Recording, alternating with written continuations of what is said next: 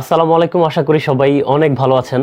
ভয়েসটা একটু মনে হয় ডিফারেন্ট লাগতেছে। আসলে সুস্থতা এমন একটা নিয়ামত, আপনি যখন অসুস্থ হবেন তখন এটা বুঝতে পারবেন ভালো করে। গত 2 দিন থেকে মোটামুটি জ্বর ঠান্ডায় ভুগতেছি খুব ভালো পরিমাণেই, হয়তো বুকের মধ্যে কফ জমে গেছে, এরকম একটা অবস্থা। বর্তমানে সৌদি আরবে সিজন পরিবর্তনের যে একটা বিষয়, সেই জন্যই হয়তো অনেক মানুষই দেখতেছে যে ফ্লুতে আক্রান্ত হচ্ছে। আমিও তার মধ্যেই একজন পড়ে গেলাম। 2 দিন যাবত খুবই জ্বর ঠান্ডায় ভুগতেছি। আজকে ভাবলাম যে একটু হসপিটালে যাই। তো আজকের ভিডিওটা আমি সৌদি আরবের যেই হসপিটালে যে এক্সপেরিয়েন্সটা কেমন ছিল সেই বিষয়টাই আপনাদের মাঝে শেয়ার করব। আর সেজন্যই অসুস্থতা নিয়েই আপনাদের সামনে চলে আসলাম। আমি যখন হসপিটালের রিসেপশনে যাই তখন তারা আমার ইকামা নাম্বার দেওয়ার জন্য বলছে, পরে ইকামা নাম্বার দিলাম। দেন হচ্ছে তারা আমাকে এই যে ঠিক এরকম একটা টোকেন দিল। এখানে আমার সিরিয়াল নাম্বার আছে, এটা হচ্ছে 30B, এটা হচ্ছে আমার সিরিয়াল নাম্বার। আর এই অ্যাপয়েন্টমেন্টটা নেওয়ার জন্য তারা আমার থেকে নিচে হচ্ছে 5 রিয়াল, আর ব্যাট সহ হচ্ছে 75 পয়সা, মানে 6 রিয়ালের মতো। এটা দিয়ে হচ্ছে আমি অ্যাপয়েন্টমেন্টটা নিলাম একটা এশিয়ান ডক্টরের, যে কিনা হচ্ছে পাকিস্তানি। তারপর হচ্ছে আমি যখন অ্যাপয়েন্টমেন্টটা নিই তখন হচ্ছে তার পাশে একটা তাদের প্রেশার মাপার জন্য একটা মেশিন থাকে, ওটা আপনাকে অবশ্যই মেপে দেন হচ্ছে ওইখান থেকে তারা সফটওয়্যার মাধ্যমে হচ্ছে আপনার যে এখানে একটা আইডি নাম্বার থাকবে, এখানে একটা আইডি নাম্বার আছে, এই আইডি নাম্বারে তারা আপনার যে রিপোর্টগুলো আছে প্রেশারের, এটা তারা পাঠিয়ে দিবে। দেন হচ্ছে আপনি ডাক্তারের সাথে মিট করে আপনার যেসব সমস্যা সেটা আপনি শেয়ার করে, আমার যে সমস্যা ছিল আমি সেটা শেয়ার করলাম। শেয়ার করার পরে আমি দেখলাম যে সেখানে সব কিছু সফটওয়্যার বেজ, মানে হাতে কোনো কিছু ট্রান্সফার করার মতো কিছু নেই।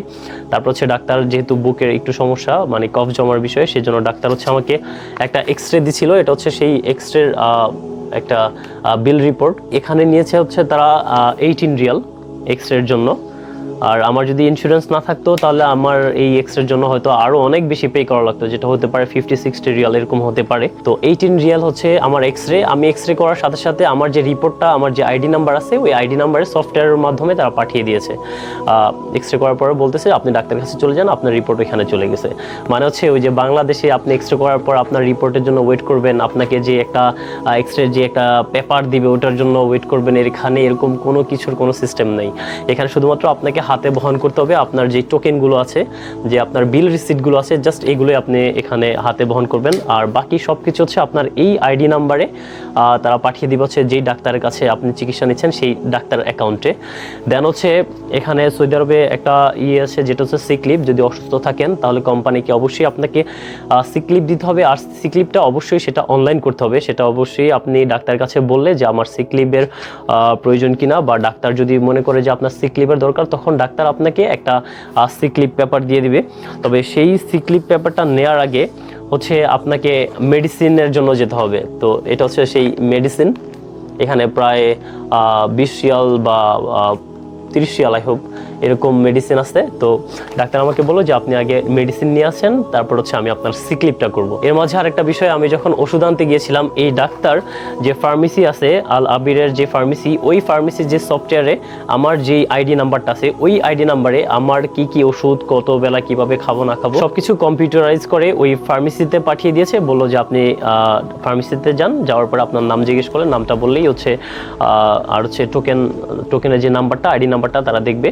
দেন হচ্ছে আপনার যেসব ওষুধ তারা দিয়েছে ওইখান থেকে আপনি কালেক্ট করতে পারবেন। তো আমি আমার যেই টোকেনটা আছে এটা নিয়ে গেলাম ফার্মেসিতে, আমার নাম জিজ্ঞেস করলো। দেন হচ্ছে ডাক্তার তো অলরেডি সফটওয়্যারের মাধ্যমে আমার কি কি ওষুধ লাগবে এবং কতদিন সেগুলো তো অবশ্যই পাঠিয়ে দিয়েছে। সো এই ওষুধগুলো আমি ওইখানে যাওয়ার সাথে সাথেই জাস্ট আইডি নাম্বারটা বলার পরপরই আমাকে ফার্মেসি থেকে এই ওষুধগুলো দিয়ে দিয়েছে। আর ওইখানে হয়তো আপনি যেটা পেমেন্ট করলাম খুবই কম, যেটা হচ্ছে আমাদের ইন্স্যুরেন্স থাকার কারণে। আমি ফার্মেসি থেকে ওষুধ নেওয়ার পরে আবার চলে গেলাম ডাক্তারের কাছে এই সিক লিভটা নেওয়ার জন্য। তো সিক লিভটা প্রথমে আসলে একদিনের বেশি তারা দেয় না। তো এটা হচ্ছে আমার সেই সিক লিভ পেপার, এটা আমার কোম্পানিতে অবশ্যই আমাকে জমা দিতে হবে। যার যার কোম্পানি আছে তাদেরকে অবশ্যই জমা দিতে হবে। আর এখানে তারা সর্বপ্রথম আমাকে শুধুমাত্র একদিন, আজকের জন্য তারা সিক লিভ দিয়েছে 24 ডিসেম্বর 24।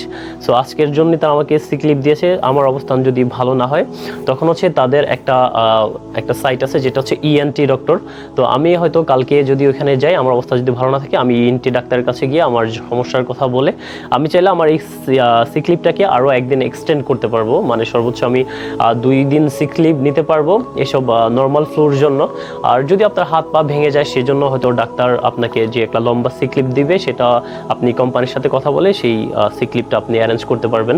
সো এই গেল হচ্ছে সিক লিভটা। এটা সম্পূর্ণ অনলাইন করে তার সিগনেচার, তার স্টাম্প সব কিছু দিয়ে এই সিক লিভটা আমাকে তারা দিল। এই যে পুরো সিস্টেমটা মানে হচ্ছে আপনাদের কোনো হেডেক নাই, কিছু নাই যে রিপোর্ট নিয়ে ওর কাছে যাওয়া এরকম কোনো ধরনের কোনো হেডেক, এই জিনিসটা আমি এখানে দেখলাম না।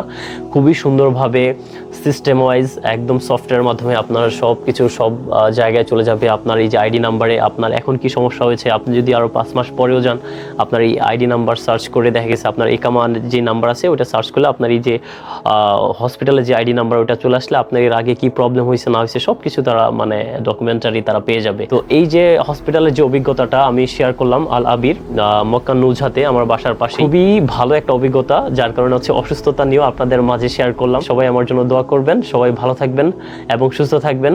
আসসালামু আলাইকুম।